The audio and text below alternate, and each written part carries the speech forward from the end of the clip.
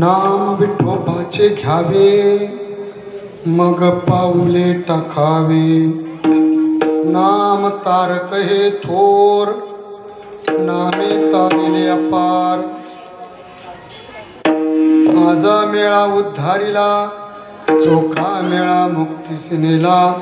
नाम तारक हे थोर नामे तारिले अपार।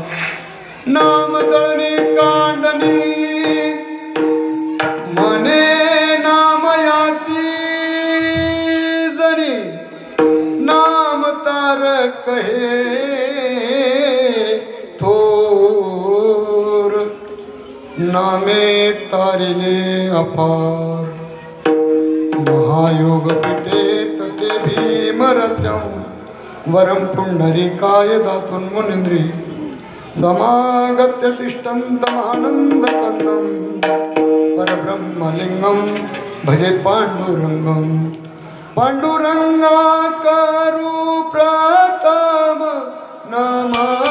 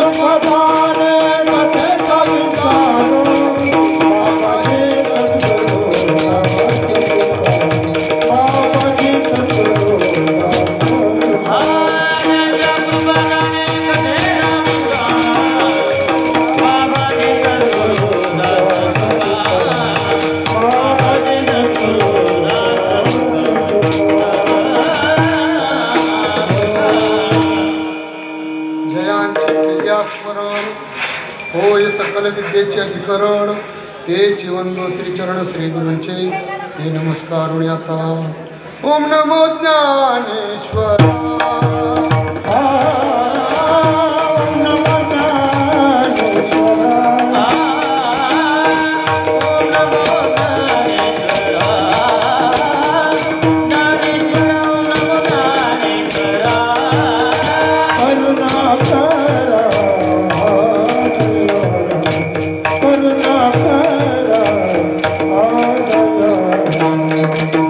करुणा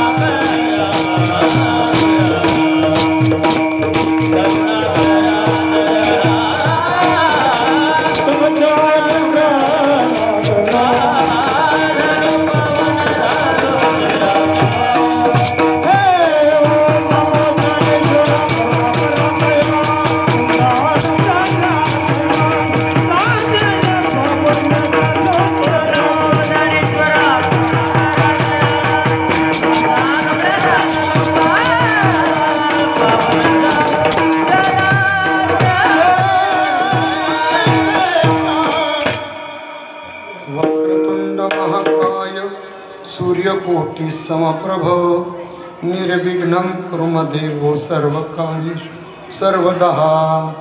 शरण शरणची हनुमंता तुम्हा आलो रामदूता, काय भक्तीच्या त्या वाटा मज दावाव्या सुबटा। शरण शरणाची एक नाथा पायी माथा ठेविला, नका पाहू गुणदोष झालो दास पायाचा। आरंभी वंदितो कानिफ नाथा,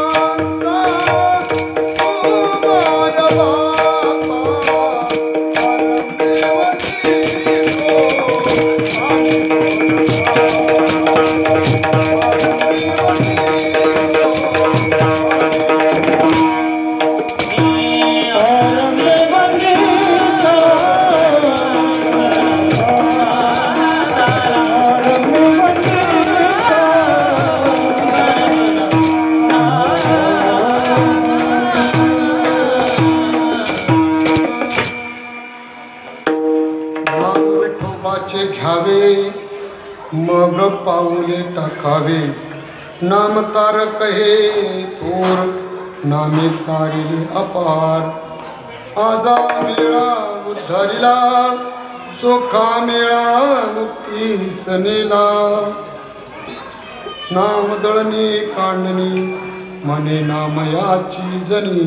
प्रस्तुत प्रसंगी प्राप्तस्थळी कीर्तन रूपी सेवेसाठी निवडलेला अभंग महिला मंडळातील महान संत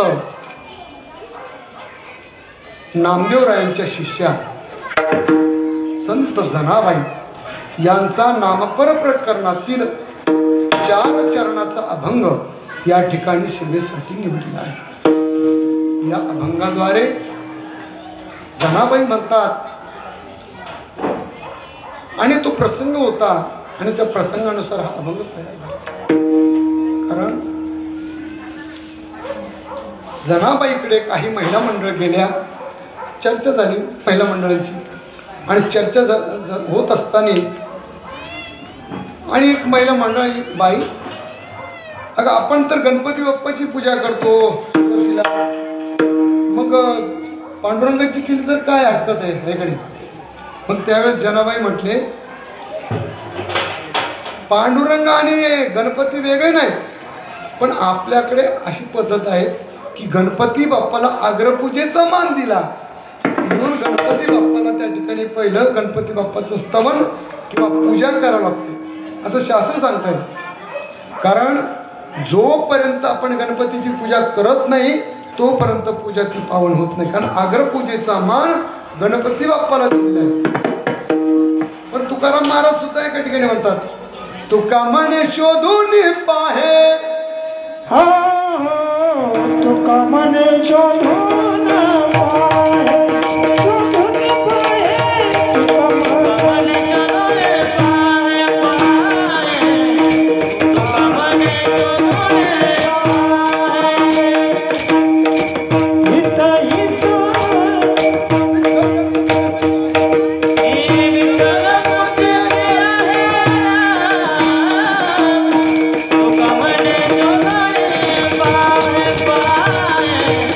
come on.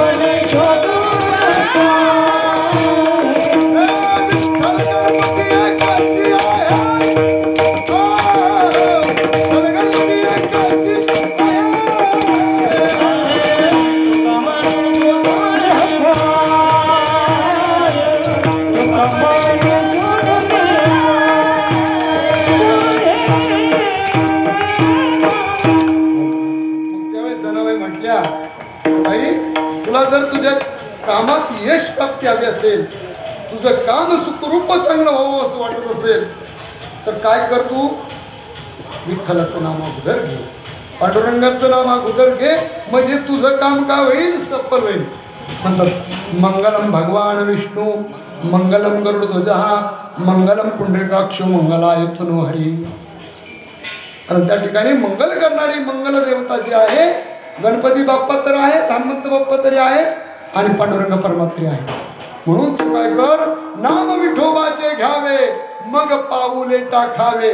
द्वितीय चरण सांगितलं, नाम तारक हे थोर, नामे तारिले अपार. नामाने बरीचशी मंडळी तरुण गेली. मग त्याच्यामध्ये 2 लोकांचा पुरावा दिला. आजा मेळा उद्धारीला, चोखा मेळा मुक्तिसनेला. नाम तारक हे थोर, नामे तारिले अपार. परत एका वेळेने शंका घेतली, बाई मग आता हे नाम घेत असताना कसं घेतलं तर कवा घेतलं चालतं का? मग त्यावेळेस जनाबाई म्हटली, अगं तू दळण जरी करत असली काय, तू घरामध्ये तुला वेळ मिळत नाही, कारण महिला मंडळाला जास्त काम असतं पुरुषांपेक्षा. सगळ्या अगोदर कोण उठतं, सगळ्यात अगोदर तुम्ही उठता का भाऊजी? आमच्या अक्का उठतं हे की नाही. मग महिला मंडळ अगोदर उठतात. उठल्याबरोबर महिला मंडळ सडा समर्जन करतात, अंगण झाडून काढतात, मग पाणी तापायला ठेवतात. कधी मध्ये करतात आमची भाऊजी मदत आणि मग सर्व काम करतात. मग म्हणतात मालक उठा, मग त्यांना उठवतात, तुम्हाला ड्युटीला जायचंय. डबा करून मग ते स्नान करून घेतात, मग डबा वगैरे करून देतात, मग हे ड्युटीला जातात. मग काही सगळं काम करून मग देवबाप्पाची पूजा अर्चा सर्व काही आमच्या माता भगिनी करतात. खरं जर माता भगिनी जर नसतात तर पुरुषाला कामच सुचलं नसतं आहे का नाही. त्या काम करतात म्हणून आपलं बरं आहे. म्हणूनच मी इकडे कीर्तन आलो नाही तर मग ते काही तिकडे उपाशी राहिलं. हां, पण माता भगिनीत जेवढं काम माता भगिनीचं आहे तेवढं पुरुषाचं पण आहे. कारण पुरुषाने कमवून आणलं तर माता भगिनी आपल्याला खाऊन घालते. कारण सर्वांचं त्या ठिकाणी बरोबरीचा त्या ठिकाणी काय आहे, हक्क आहे. महिलाही तितक्याच आहेत आणि पुरुषही तितक्याच बरोबरीचे आहेत. कारण त्या ठिकाणी दोघांचाही सहभाग सारखाच आहे. आणि म्हणून जनाबाई म्हणला ती म्हटली तर जनाबाई म्हटले, नाम धडणी कांडणी म्हणे नाम याची जणी. तू दळण करत असताना, अगं दाळत असताना का होत नाही, पण तू ते देवाचं नाव घे, काही अडचण नाही, कुठेही घेतलं तरी चालतं. असं जनाबाई या अभंगात सरळ म्हणतात, विठ्ठल विठ्ठल विठ्ठल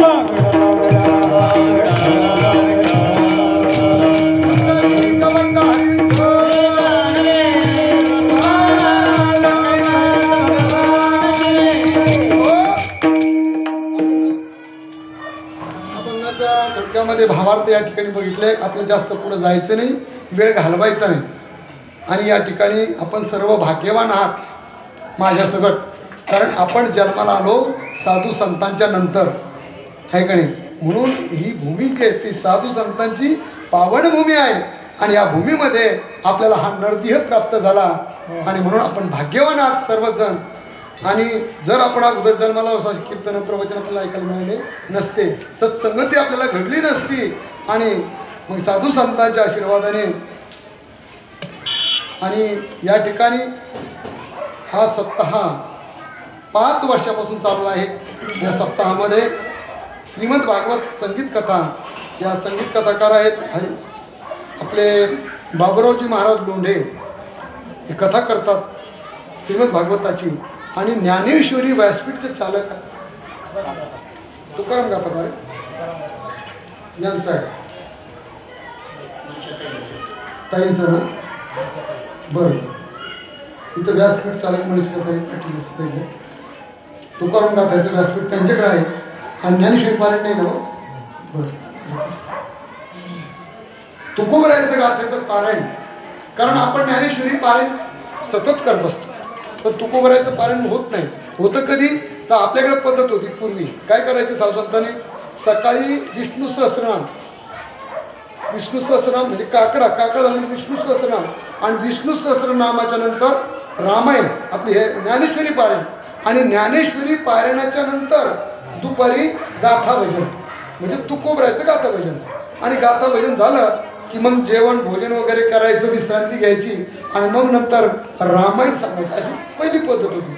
पण आता पद्धती काही कारणास्तव काही कामास्तव बदल होऊ लागला, कारण सगळ्या गोष्टीचा त्या ठिकाणी काय विचार करावा लागतो म्हणून. आणि अशा पद्धतीत या ठिकाणी कार्यक्रम भरपूर आहेत. त्याचबरोबर या ठिकाणी गायनाचार्य कान्होबा महाराज तापे, माऊली महाराज उकरडे, माऊली वारकरी शिक्षण संस्था पैठण हे 7 दिवस या ठिकाणी हजर राहणार ती मंडळी, विद्यार्थी मंडळी. त्याचबरोबर मृदंगाचार्य नवनाथ महाराज भवर व हरिभक्तीपारायण विलास महाराज सपकाळ आणि या ठिकाणी जी साऊंड सिस्टम आहे हा आवाज तुमच्यापर्यंत पोहोचवला जातो असे असणारे हरिभक्तीपारायण अर्जुन महाराज पांचाळ. आज काय ती दुसरी सुपारी का नाही 2-2-3 असल्यामुळे नाही जमत, मागच्या वर्षी होती. या ठिकाणी सुंदर असा नाश्ता आणि जेवण संध्याकाळचं सकाळचं दुपारचं या ठिकाणी विशेष असा कार्यक्रम श्री शिवशंभू बचत गट यांच्या सौजन्याने आणि समस्त लोकशाही कॉलनीतील एन2 शिल्को छत्रपती संभाजीनगर सर्वांनाच त्या ठिकाणी धन्यवाद देतो आणि आपल्या कार्यक्रमाकडे वळतो. विठ्ठल.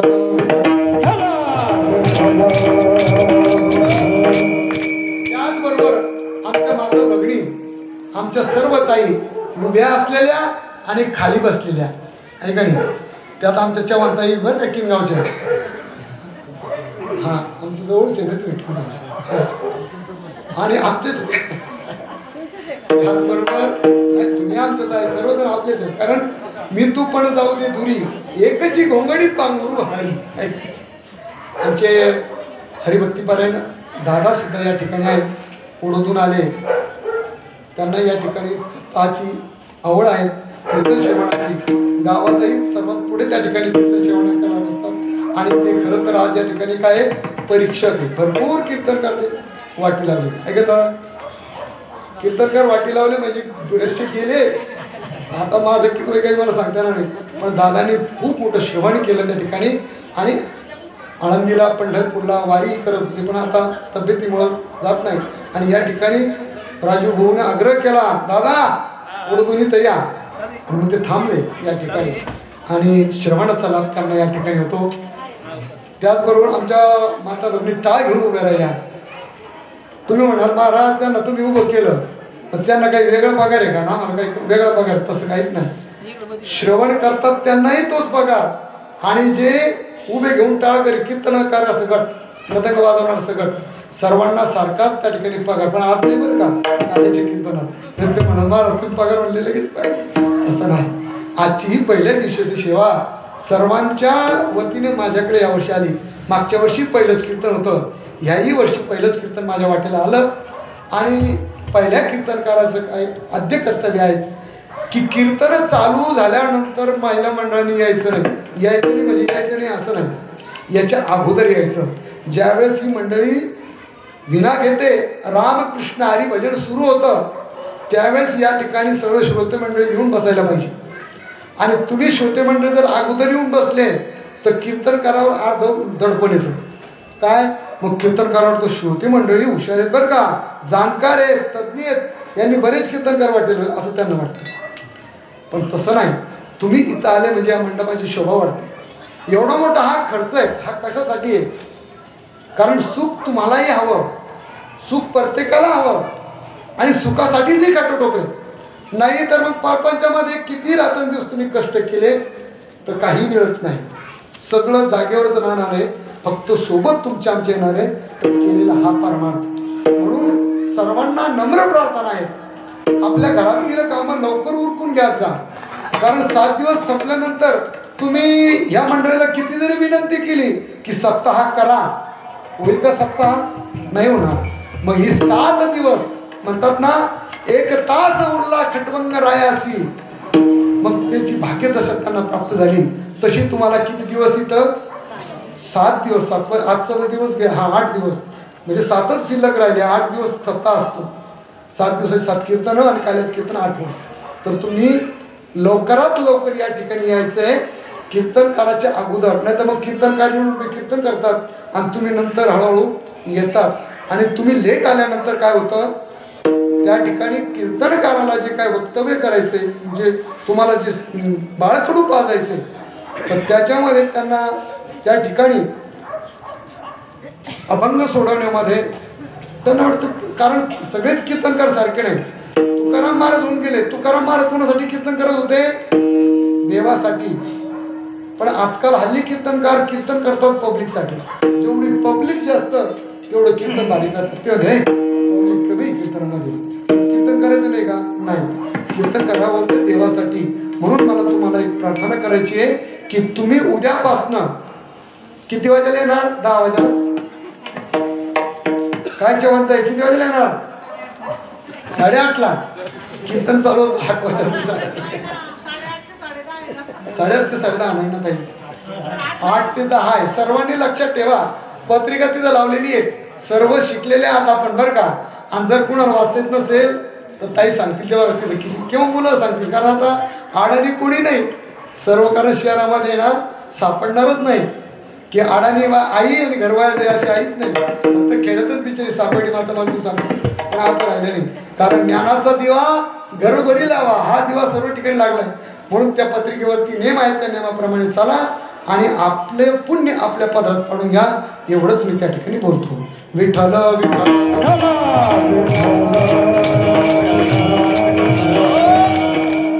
आणि कीर्तनामधून उठून जायचं नाही.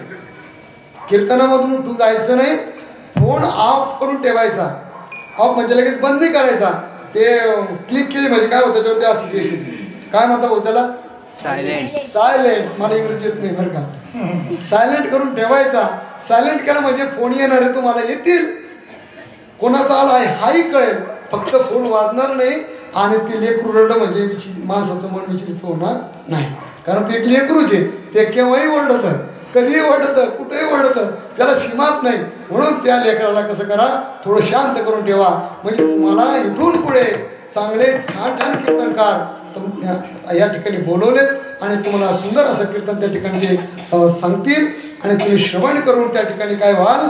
तृप्त व्हाल. म्हणून तुम्हाला विनंती आहे की कीर्तनकाराच्या अगोदर येणे ही प्रार्थना. विठ्ठल विठ्ठल.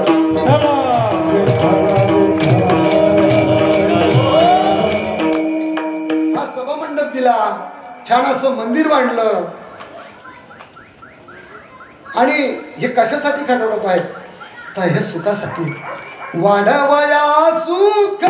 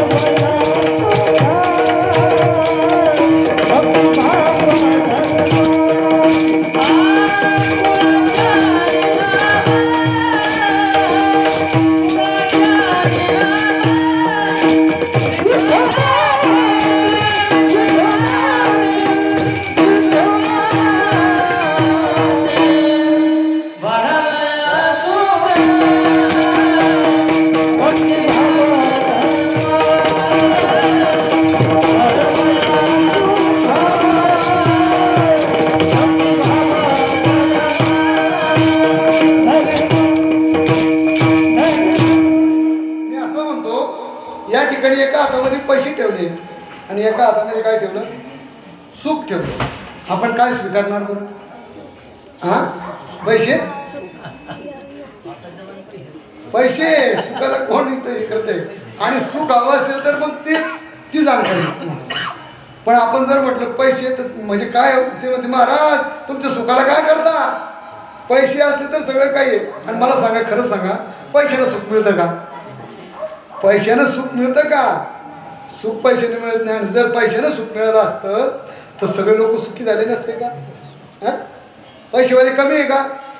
अंबानी सुखी झाले नसते का? धीरूभाई सुखी झाले नसते का? मग ते पैशाचे कशाला माग लागले असते त्यांनी? काही कोटी रुपये असून सुद्धा ते तरी हाऊस सुटली की त्यांना, तरी ते वाढवतात का नाही पैसे? पैशाच्याच माग कंपनीवर कंपनी वाढवलं कशासाठी? पैशासाठी. मग सुख त्या ठिकाणी, पण माणसाला समाधान कशामुळे? सुखामुळेच ना. जर त्या ठिकाणी सुख आणि समाधान वेगळं नाही, पण मनुष्य तळमळ जो करतो, तो अट्टहास जो करतो, प्रयत्न जो करतो, तो कशासाठी करतो? सुखासाठी करतो.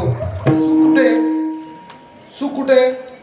सुख देवापाशी. तेने बिन जीव सुख नाम, तेने बिन जीव सुख नाम.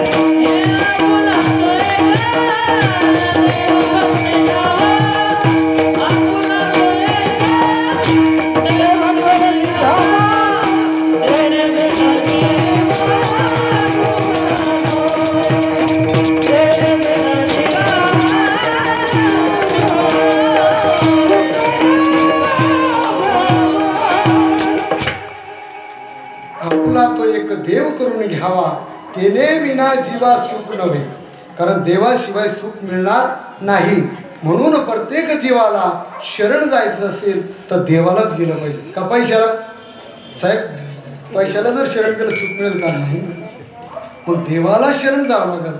आणि देवाला ज्यावेळेस आपण शरण जाऊ तर त्यावेळेस सुख आपल्याला निश्चितच होणार आहे. काय मौली म्हणतात ना, रूप पाहत आलोचन सुख झाले ओ साजन.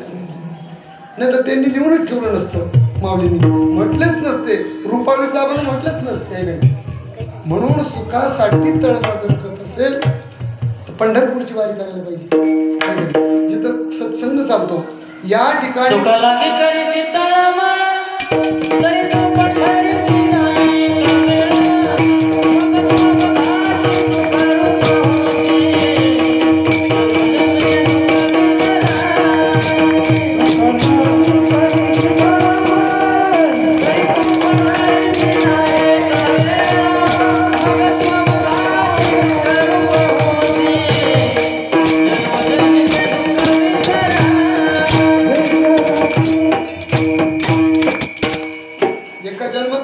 बहुजन्मातलं दुःख विसरू शकतो म्हणून. कारण दुःख एका जन्मातलं नाही, बऱ्याचशा जन्मातलं आपल्या पाठीमागं काय आहे? हे दुःख आहे. आणि हे दुःख संपवत असेल तर याच सभामंडपात यावं लागेल, अन्यथा कुठे नाही. काही काही लोक सुख शोधण्यासाठी पुढे जातात, पिक्चरच्या चित्रपीठ टाकीमध्ये, पिक्चरच्या टाकीमध्ये. मिळतंय का सुख? नाही मिळत. तेवढ्यापुरतं तेवढं बरं वाटतं, पण घरी आल्यानंतर परत नाही. सुख फक्त या धर्ममंडपात आहेत. म्हणून आमच्या साधू संतांनी ही परंपरा लावून दिली. आणि खरंच जर लोकांना सुख कळलं असतं भाऊजी तर हा मंडप तिथपर्यंत गच पडला असता, आहे काय? म्हणूनच नाथबाबांनी एक वेळेस काय केलं की ह्या लोकांना परमार्थात आणण्यासाठी काय करायला पाहिजे त्यांनी विचार केला, खूप विचार केला. आणि मग नाथबाबांनी ठरवलं की 1 किलो साखर कुणाला? जो सभामंडपात येईल त्याला, पण आल्यानंतर 1 माळ ओढवायची. आता जी कामं करत होते त्यांना वाटली 1 माळ ओढणं सोपं आहे, तो सोपं आहे का ते माळ ओढणं? झालं नाम जप करणं एवढं तो सोपा नाही. आणि तो नाम जप करण्यासाठी किंवा देवाचं नामस्मरण करण्यासाठी सुद्धा काय लागतं? पुण्य हवंय. पुण्य. जनाबाई म्हणते पूर्वजन्मी आम्ही पुण्य केले,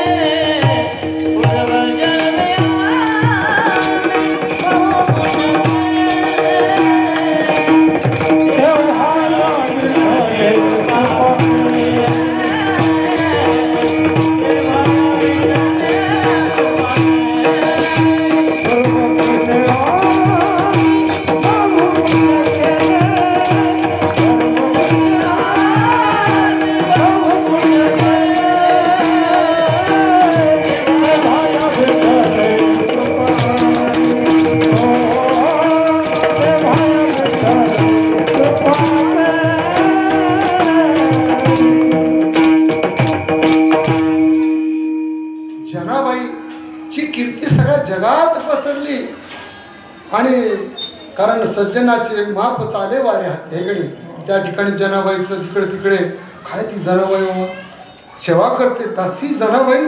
आणि असं म्हटल्यानंतर कबीरदास महाराज त्यांच्या कानावरती गेले. ते स्वतः जनाबाईला भेटण्यासाठी आले, संतांना भेटावं म्हणून जनाबाईला भेटण्यासाठी आले. बरं त्यांच्यासोबत संत पण होते. गेले आणि नामदेवरांच्या घरी गेले. विचारलं कुठे जनाबाई? सांगितलं सांगणाराने. काय सांगणारे भरपूर असतात, आम्हालाही म्हणतात महाराज पुढे ती गेला समजा गाई चारायला. आता गाईने चालणं बरं आहे ना, लोकांचे भांडणं लावण्यापेक्षा गाई चालणं चांगलं आहे का नाही? नको, एकांताचा वास आहे का नाही? एकांतामध्ये रामकृष्ण हरी म्हणायचं आणि गाई चारायच्या. कशाला कुणाचं घेणं देणं? नाही तर लोक रिकामे कामं करतात आणि रिकामे घरी भांडणं आणून घेतात आहे का नाही? मग तसंच जनाबाई काय करायच्या, शेणाच्या गवऱ्या आणायला जायच्या. पूर्वी गाई जास्त असायच्या आणि शेणाच्या गवऱ्या रानामध्ये वेचण्यासाठी जायच्या. जनाबाई शेणाच्या गवऱ्या वेचण्यासाठी रानात गेल्या आणि सांगितलं कोणीतरी गावातल्या माणसानी की म्हटले बाबा हे बघा ती जणी ना ते जंगलात गेली म्हणे गवऱ्या वेचायला. मग त्यातला एक संत नव्हता पण होता त्यांच्या सोबतीचा. तो म्हटलं का हो, संत गवरे बी असतात का म्हणे? मग ही कसली आली संत, हिची गवरे असते ती संत कसली आली म्हणे? संत कुठं गवरे वेचत असतात का? मग ती लागलं तिला. पण ती कबीरदास महाराज म्हणे गप्प बसा, असं काही बोलू नका. गौरे वेचते म्हणजे काय ते संत नाही असं थोडंच आहे. पण बघू ना पुढे काय होतं, थोडं थांबा ना, थोडं थांबा मग बघू पुढे काय होतं ते. पण आपण चालतच आहे. गेलेच ते त्या ठिकाणी ज्या ठिकाणी माळावरती गौऱ्या वेचत होत्या त्या ठिकाणी गेले. आणि गेल्यानंतर पण तिथं चालली होती भांडणं. काय चालली होती? भांडणं चालली होती. आणि भांडणं चालू असल्यामुळे मग ते म्हटले जनाबाई पुढे म्हणे ही काय भांडू लागली? अहो जी देवाला भांडते तर सर्वसामान्यांना भांडणार नाही कशावरून? जनाबाईचा किती मोठा अधिकार आहे, कारण त्या ठिकाणी जनाबाईची भक्ती बोलते. भक्ती आहे ज्याची मोठी त्याला पावतो संकष्टी. आपली भक्ती कशी आहे? देवाला नमस्कारणार, देवा अरे बरेच दिवस झाले माझ्या लेकीला मूल बाळ नाही, पण तू पावलं तर काय करेल तुला? देवीला नमस्कार केल्यावर काय होईल? सोन्याचं आणि टोपडं होईल. सोन्याचं आहे की नाही? सोन्याचं. देवीला वाटलं बरं भक्त मला दानशूर भेटला म्हणून देवाने मी नवस पूर्ण केला. तिच्या लेकीला मुलगा झाला आणि नंतर तिनं काय आता सोन्याचं घेणं म्हणजे एवढं सोपं आहे का? सोन्याचे भाव आता मला काय सांगतो, पण महिला मंडळाला चांगली माहिती. मग ते तर नवस पूर्ण करायला गेली ना, काय केलं तिने? ते सोन्याचं जुनं अंगड होतं ना डोक्यातलं, आता नाही आता कुच्याच्या टोपीने लपायला काय होतं ते टोपडं असायचं आहे की नाही? आणि ते टोपडं घेऊन आणि देवाच्या चरणावर ठेवलं. पाहते टोपडं आणि काय म्हणे? मग लोकांनी विचारलं बाई तुम्ही तर सोन्याचं टोपडं देत होता. ती म्हणे मग हे सोन्याचंच आहे ना. ते म्हणे मग आमचे डोळे का आधार झाले का? अरे आमचा नंबर वाढला, आम्ही चेसचा नंबर बदलून आणला आणि हे सोन्याचं नाही म्हणे, हे कसलंय? अरे म्हणे तुझ्या नाताच टोपडा आणलं म्हणे. मग मी तोच नवस केला होता. म्हणजे इतकी हुशार मंडळी आहे बघा. मग ती जनाबाईला सुद्धा ते म्हणायला लागलं म्हणे अरे मग गप्पच ना थोडं. मग विचारलं का हो मुलींना तुम्ही का दांगडं करता, का बांधता तुम्ही एकीमेकीशी? मग त्यातली मुलगी म्हटली ही जी जणी आहे ना म्हणे हिनं माझ्या गौऱ्या घेतल्या म्हणे. ती जनाबाई म्हणे महाराज मी यांच्या गौऱ्या घेतल्या नाही, पण यांनीच माझ्या गौऱ्या घेतल्या आणि एकत्र केल्या. मग त्याच्यासाठी आता तुम्ही संत मायबाप आहात तर तुम्हीच काय करा, ह्या गौऱ्या वेगळ्या करून द्या. काय करून द्या? या गौऱ्या अशा वेगळ्या करून द्या. ते म्हटले आता वेगळ्या जर आम्हाला करता आल्या तर आम्ही काय तुम्हाला भेटायला आलो असतो आहे का नाही? आमची जर वासना जर फुटली असती तर आम्ही कशाला तुमच्या पायावर नतमस्त झालो होतो?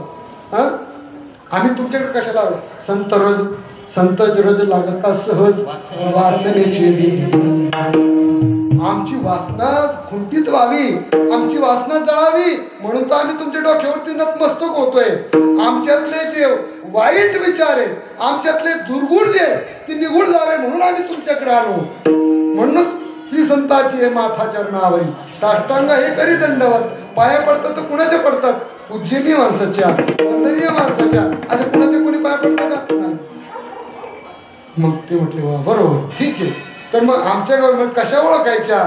मग ती गौरी कानाला लावायची आणि ज्या गौरीतून विठ्ठल विठ्ठल असा धुनी निघेल ती गौरी जनाबाईची. आणि ज्या गौरीतून विठ्ठल विठ्ठल दोन्ही निघणार नाही ती गौरी ह्या मुलीची. मग त्या कबीरदास महाराजांनी ती गौरी घ्यायची, कानाला लावायची. ज्या गौरीमधून विठ्ठल विठ्ठल दोन्ही निघायचा ती गौरी आमच्या जनाबाईची, आणि जी गौरीतून दोन्ही निघायचं नाही त्या मुलीची. अशा गौऱ्या त्या साधू संतांनी बाजूला केल्या, त्यांच्या पायावर नतमस्तक झाले. आणि तो म्हणत होता ना, भांडणं करणारी कुठे जनाबाई असते का? गौऱ्या वेचणारी शेण फेकणारी काही जनाबाई असते का? नाही. पण जो मनुष्य गोमातेची सेवा करतो ना, जो गुराखी असेल, गोमातेची सेवा करत असेल, तर त्या माणसाला फार मोठं पुण्य प्राप्त होतं. आणि ते पुण्य गरुड पुराण सांगतं, मी सांगत नाही. सर्व श्रोते मंडळी आहात, कारण गरुड पुराणामध्ये असं सांगितलं, जी व्यक्ती गोमातेची सेवा करते त्या पुरुषाला, त्या स्त्रीला गोमाता काय करते, वैतरणी नावाच्या नदीमधून तारून नेते. म्हणून मला सांगायचं होतं की जनाबाईला त्या ठिकाणी, जनाबाईचा किती मोठा अधिकार आहे. आणि जनाबाईनं सांगितलं, त्या मुलीने विचारलं, मग आम्ही कोणाचं नाव घ्यावं? तर जनाबाई म्हटले, तुझं कार्यसिद्धी करायचं असेल त्या अभंगाच्या प्रथम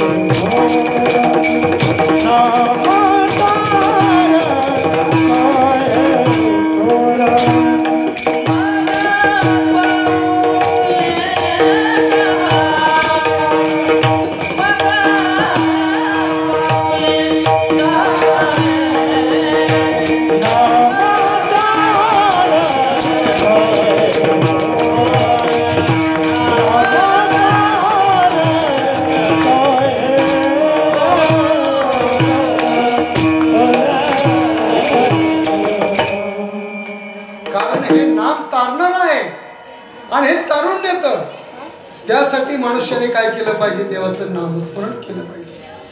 पण माणसं देवाचं नाव घेत नाही. बायका देवाचं नाव घेत नाही, नवऱ्याचं नाव पहिलं घेते काही काही. हा नवरदेव तेव्हा होता, आता थोडं लग्नाच्या टायमाला नवरदेव होता. पण एक आपल्याकडे काय आहे, नाव घेतलं म्हणजे स्वाभिमान वाढतो. आणि नाव घेतलं म्हणजे पिशे घेऊन लगेच बाजारला पटकन, बघा बघा आमच्या यांनी माझं नाव घेतलं, लगेच पिशा बाजारला भरून येतात तिकडून. आणि नाव नाही घेतलं तर पिशा खाली येतात. अगोदर गाडीत कोण चढतं? कोण चढतं तुमच्याकडे? ताई चढतात का भाऊजी? भाऊजी चढतात. ताईनंतर खुर्चीवर बसतात. बाई लय गर्दी होती लय असं. सज्जनानो, देवाचं नामस्मरण केलं पाहिजे. आणि नामस्मरण केल्यानंतर मनुष्य तरतं त्याच्यात नवल नाही, पण दगड तरली दगड. चला रामायणामध्ये ज्यावेळेस सेतू बांधायचा होता दगडाचा, नळ आणि नील यांना वरदान होतं त्या ठिकाणी. आणि म्हणून त्यांनी ते दगडावरती नाव टाकायचं राम, एका दगडावर रा टाकायचं आणि एका दगडावर म टाकायचं. रा आणि म, नंतर ते दगड अशी चिटकायची एकमेकांना.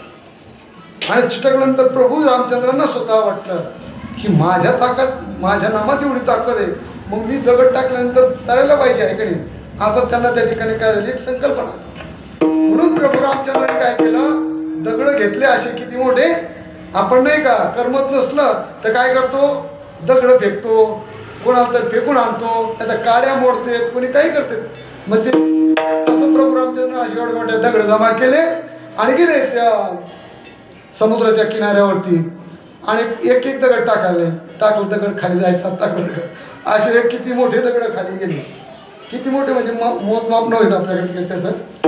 मग गेल्यानंतर मग त्यांना वाटलं आपण इतके मोठे दगड टाकले तरी तारणा काय भानगडे. मग त्यांना वाटलं कोणीतरी मागं असलं काय, कोणी आहे का आपल्याला बघतं की काय, म्हणून त्यांनी असं फिरून पाहिलं मागे आणि पाहिल्यानंतर तेवढ्यामध्ये हनुमंतराय म्हटले प्रभू. म्हणे तू केव्हा आला हनुमंता. बाबा मी केव्हाच आलोय, पहिल्या दगडाला आलो म्हणे. पहिल्या दगडाला प्रभूला थोडं वाईट की मनुष्याचा स्वभाव आहे, मनुष्य पडला ना तर तो इकडं तिकडं न बघता पहिलं खाली लागलं त्याला पाहत नाही, पण तो पहिलं मला कोणी बघितलं याच्याकडे पहिलं स्वभाव आहे माणसाचा. कारण स्वभाव असा आहे की तो जात नाही. मूळ स्वभाव जाईना, मूळ स्वभाव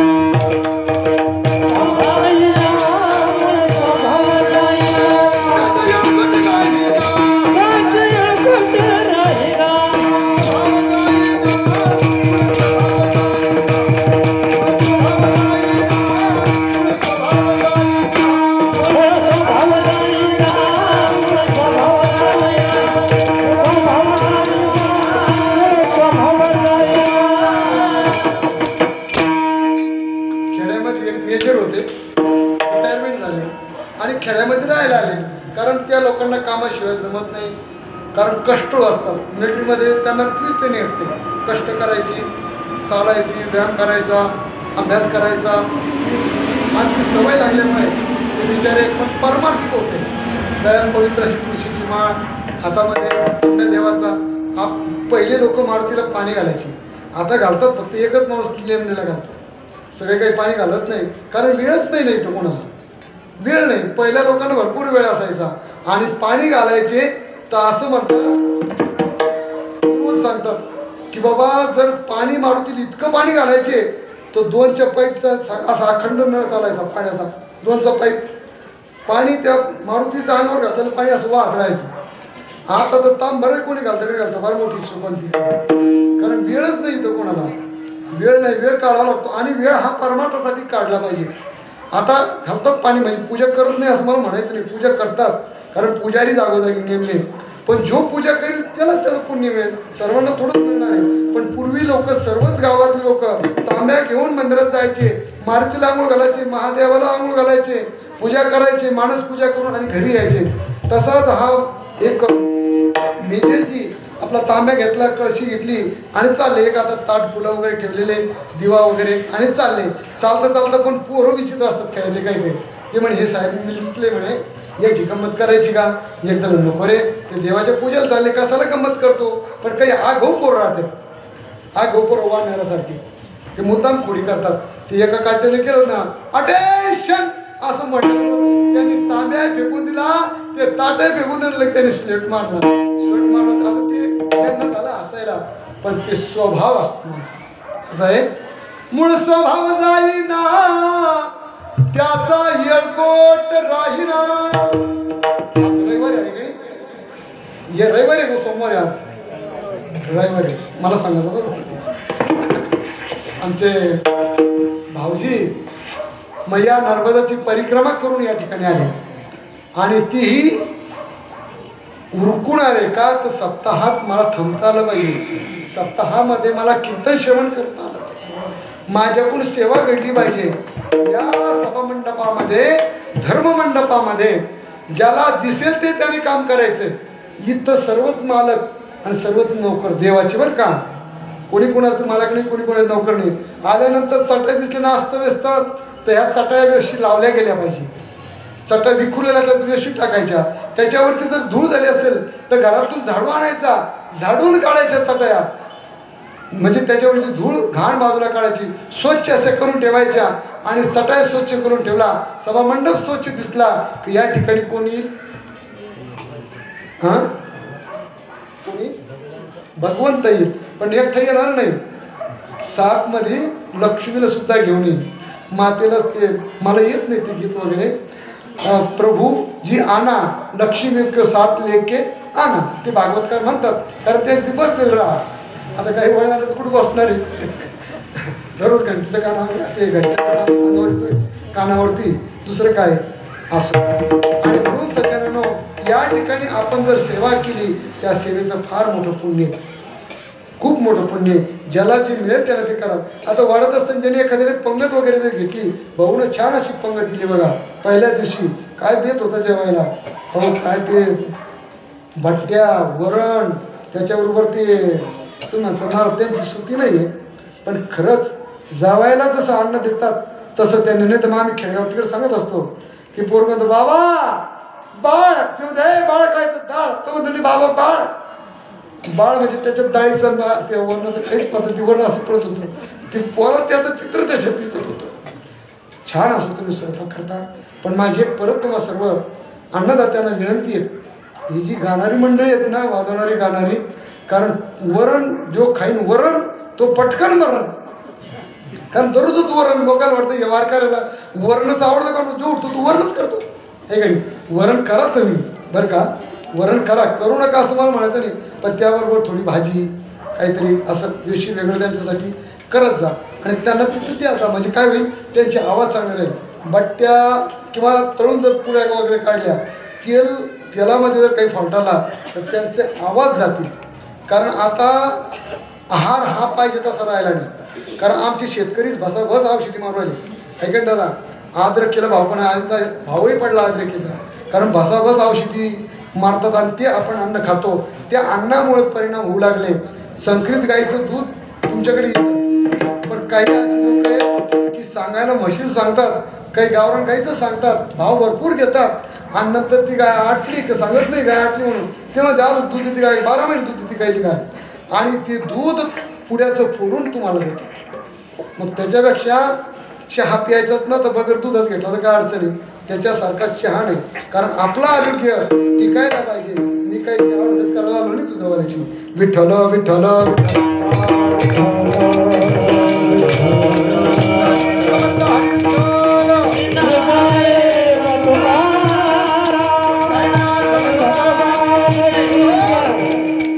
आणि म्हणून मग केव्हाला तो हनुमंतराया बाबा मी माऊली प्रभूजी मी पहिल्याच दगडामध्ये आलो.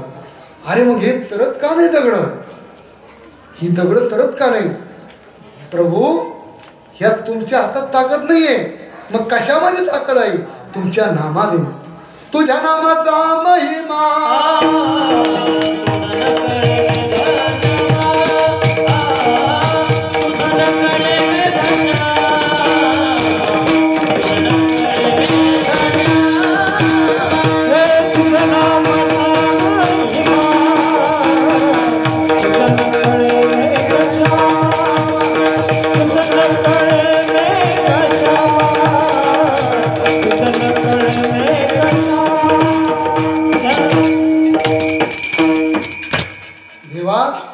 नावाचा महिमा तुम्हाला कळणार नाही. तो कळू जाणे फक्त आम्हालाच, भक्तालाच, तुम्हाला कळणार नाही. म्हणून तुमच्या ते हाताने टाकलेले दगड तरणार नाही, त्याच्यावरती तुमचं नाव लिहावं लागेल आणि मग टाकावं लागेल, तरच ते तरतील. आणि म्हणूनच त्या ठिकाणी जनाबाई अभंगाच्या द्वितीय चरणात सांगतात,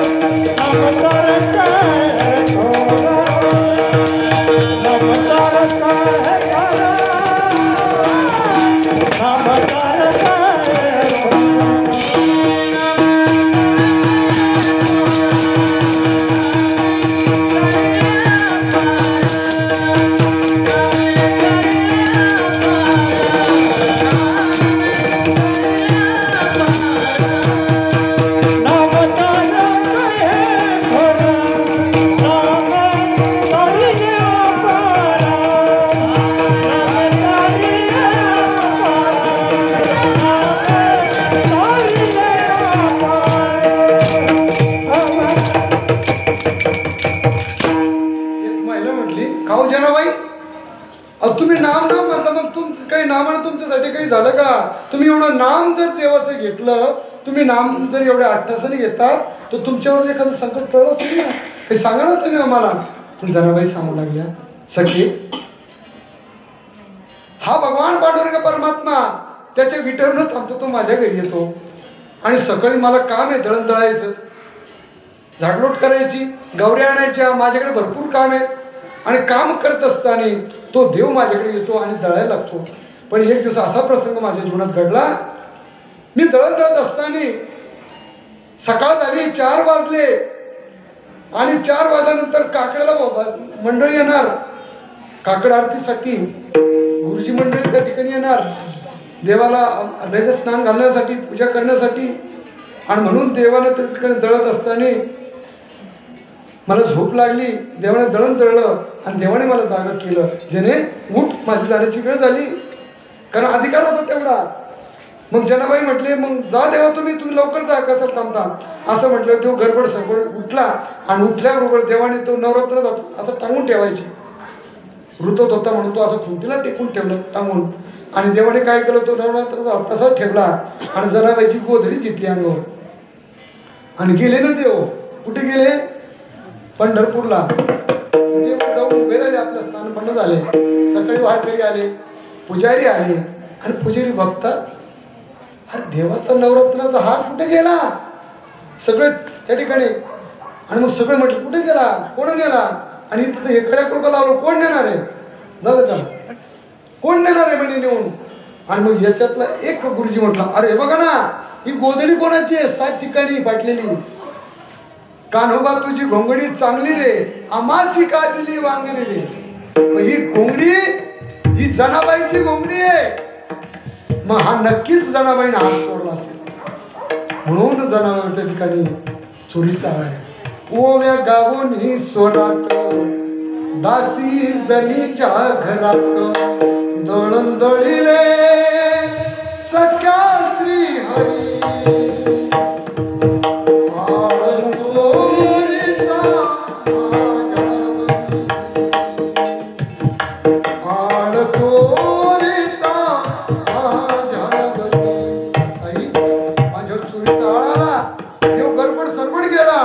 माझी घोंगडी घेऊन गेला, घोंगडी विसरून गेला. सगळे गावकरी माझ्यावर मला नाव ठेवायला लागले. म्हटले जनाबाईनंच घेतला आणि तो हार देवाचा मी चोरला नाही, पण देवानी वाकळ खांद्यावर वेचली, देव निघून गेला, हार तसाच ठेवला. मग ह्या लोकांनी काय केलं, मला त्या ठिकाणी सुराव दिलं. सुराव म्हटले, हिला चोरी केली ना, हिला तसं सोडायचं नाही. जनाबाई म्हणते, देवा अरे मी काय वाईट केलं तुझं? तू एवढा मोठा त्या ठिकाणी माझ्यावरती हाळ आणलास. दासी जनीचा तू माय बाप, चोरी करण्याचे देवा नाही केले पाप. देवा अरे हे पाप मी केलं नाही आणि माझ्यावरती हाळ आणलाय. हा तू येतोच कशाला? पण देव हा कशाचा बोललेला आहे? देव भावाचा भुकेला, हाची दुष्काळ तयाला.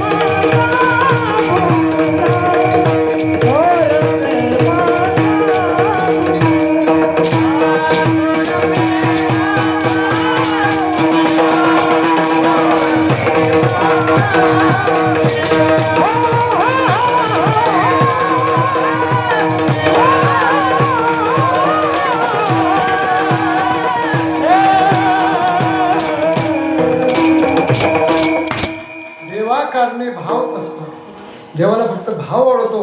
देवाला पैसा लागत नाही, तो काही पैशाचा आहे का? हां, भरपूर पैसा. कारण लक्ष्मी त्याची दासी असल्यावर त्याला काय गरज पैशाची. पण देव हा भावाचा मुख्यला आहे. आणि तो माझ्याकडे आला, घोंगडी घेऊन गेला, मग अलंकार तसे ठेवले आणि मला सुळावरती दिलं. सुळावरती दिल्यानंतर मग कारण देवालाच दया माया आली. आणि त्या ठिकाणी सोपन काकाचा तो अभंग आहे. सोपन काका अभंग त्या ठिकाणी हा गायलेला आहे. आणि म्हणून म्हटले, सोपानाची ऐकली वाणी, सुळाचे ते झाले सारे पाणी पाणी. आणि तो सुळाचा जो सूळ होता लोखंडाचा, तो लोखंडाचा सूळ त्याचं पाणी झालं पाणी. लोखंडाचं पाणी होत असतं का? जेव्हा त्याला वितळावं लागतं, गरम अग्नीमध्ये त्याला टाकावं लागतंय भट्टीमध्ये, तेव्हा त्या लोखंडाचं पाणी होतं. आणि हा चमत्कार देवाने केला. कशामुळे झाला? तर त्या देवाचं मी नाम घेते, देवाचं नामस्मरण करते, म्हणून माझा त्या ठिकाणी काय झालं, त्या सुळाचं पाणी झाला आणि मी वाचले. नाही तर सुळावर दिलेला माणूस जगत नाही, तो मृत्यूला पावतो. आणि म्हणून जनाबाई म्हटली की माझ्यासारख्याचा तर उद्धार केलाच, पण भरपूर जणांचा उद्धार केला. असे 2 व्यक्तीची नावं त्या ठिकाणी सांगितले.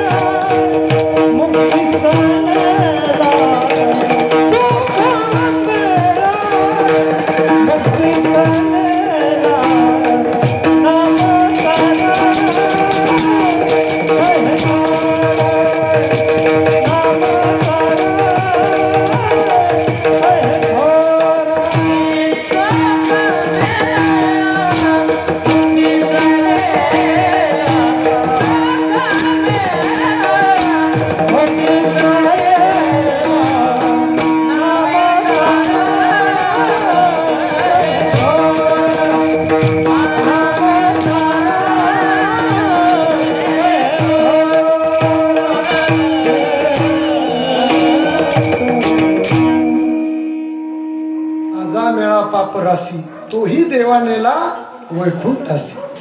आजा मेळा पापी मनुष्य होता ब्राह्मण वर्णातला, पण त्याच्या डोळ्याने काही विचित्र चित्र पाहिल्यामुळे त्याच्या अंतःकरणामध्ये भाव जागृत झाला. आणि तेव्हापासून त्याने वेश्येसंग लग्न केलं. होता ब्राह्मण, पण वेश्येसंग लग्न केलं. आणि त्या वेश्येसंग लग्न केल्यामुळे तो तिच्यासोबतच राहायचा.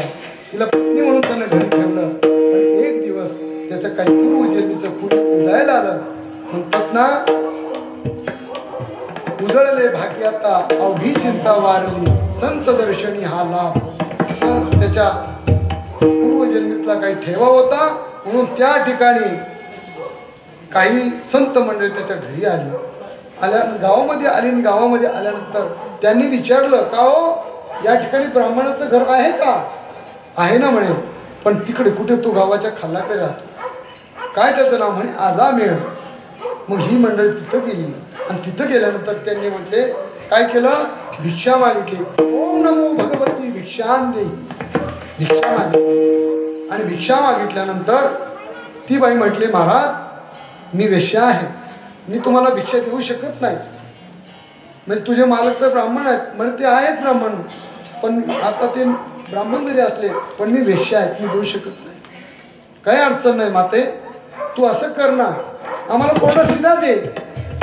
तिथं कोरडा शिदा दिला आणि त्यांनी तो स्वयंपाक बनवला. पण स्वयंपाक बनवल्यानंतर आपल्याकडे तशी पद्धत नाही, पण उत्तर भारतात तिकडे पद्धत आहे तशी.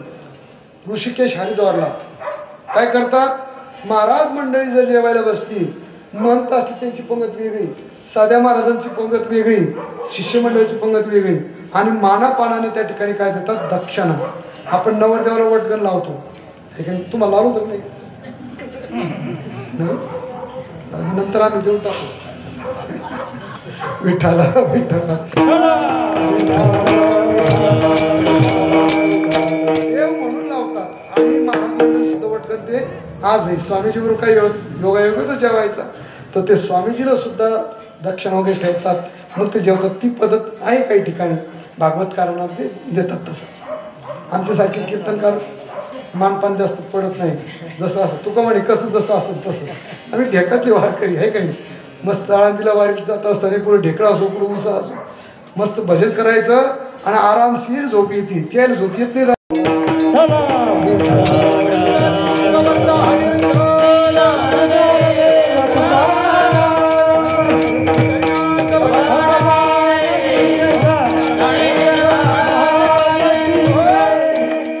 आणि म्हणून जनाबाई म्हटली की तुम्ही काय करा, कशाही परिस्थितीत आहात, देवाचं नाम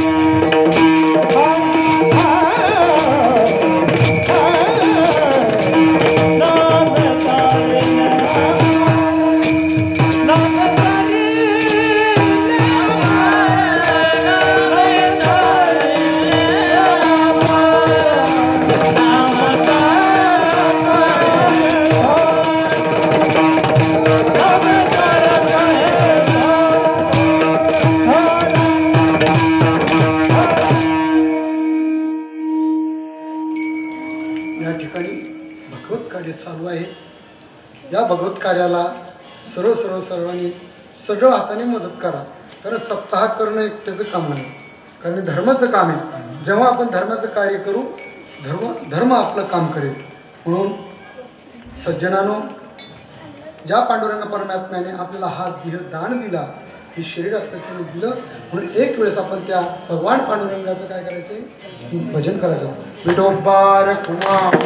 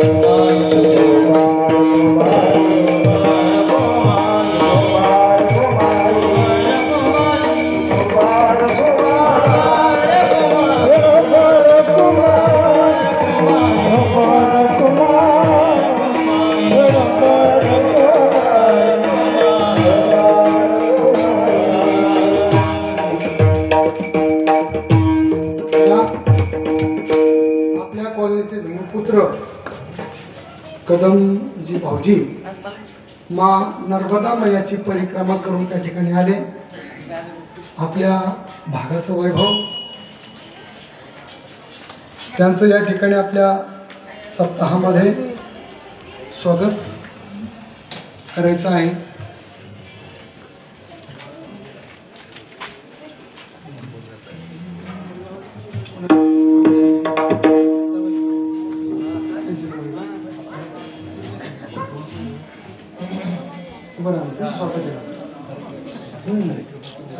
परिक्रमा तुम्ही केली का?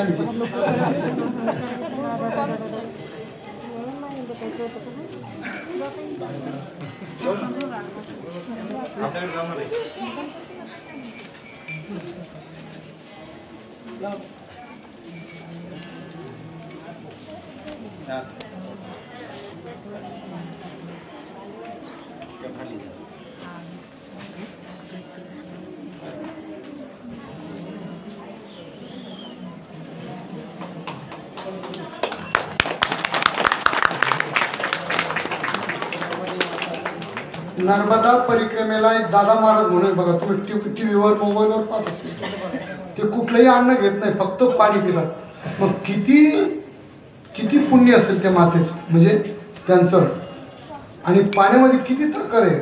लोकांनी 37 लोकांनी त्याचा रिसर्च केला तरी त्यांना त्याच म्हणजे किती पवित्र पाणी. आणि त्या मातेची परिक्रमा करून आले, त्याबद्दल त्यांचं या ठिकाणी आपल्या सप्ताहाच्या माध्यमातून या ठिकाणी स्वागत. भाऊजींना कोटी कोटी धन्यवाद. आणि पुढच्या वर्षी त्यांनी आम्हालाही घेऊन जावं सोबत.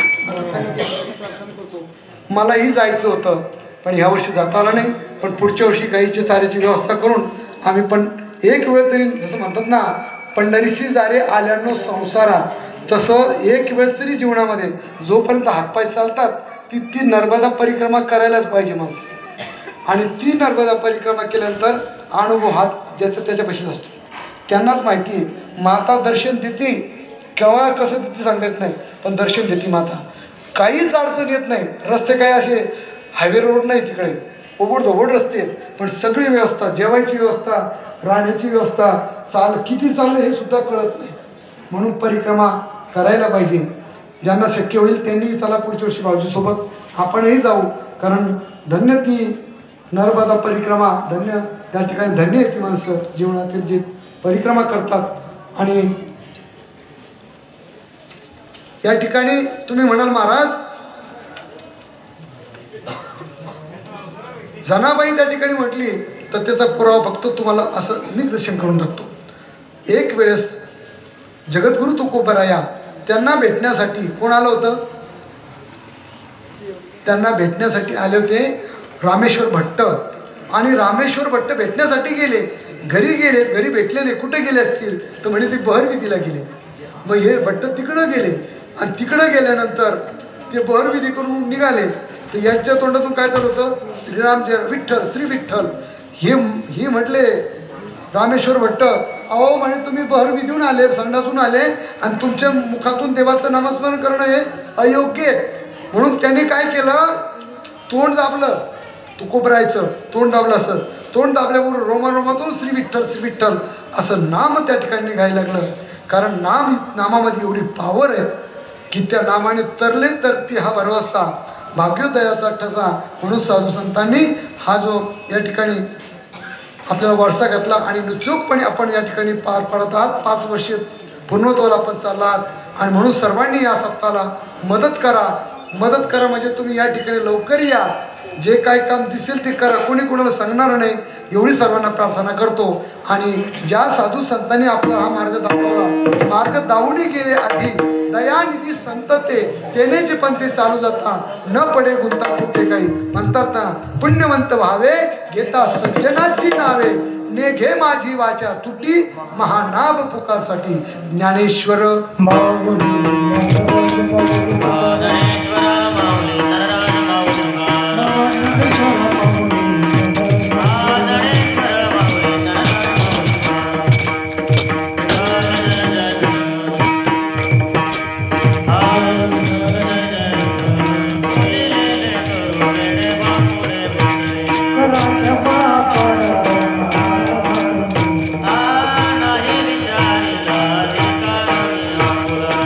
Shama